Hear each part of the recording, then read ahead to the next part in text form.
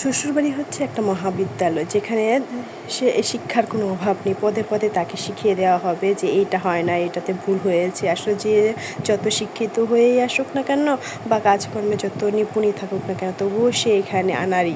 কেননা সব কাজে তার ভুল ধরা হবে, সব কিছুতেই তাকে মেনে নিতেই হবে এবং করতেও হবে বারবার, এরকম একটা ব্যাপার। আসলে তাকে চোখে আঙুল দিয়ে শেখানো হবে যেটা আসলে তার শ্বশুরবাড়ি, বা এই কাজগুলো তাকে সবসময় করতেই হবে। এটাতে তার তো এত কিছু করার পরও তার নাম থাকবে না যে না এই কাজটা করেছে বা ওর এটা ভালো গুণ আছে, এই জিনিসটা কখনো আশা করাটাও একটা বৃথা।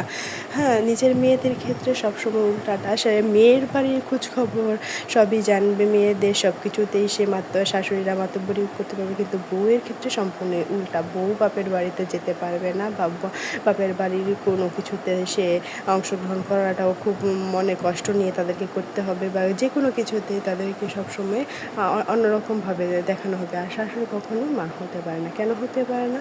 সে তো শাশুড়ি আসলে, তাই সে তো চোখে আঙুল দিয়ে বুঝিয়ে দেবে যে আমি শাশুড়ি সব কাজকর্মেতেই। কিন্তু আর মেয়ে তাহলে বউ কী করে মেয়ে হবে? এটা তো আসলে সম্ভব কখনোই না। কেননা সে তো বউই। মেয়ে নিজের মেয়ে হয়, কিন্তু বউ হচ্ছে বউ।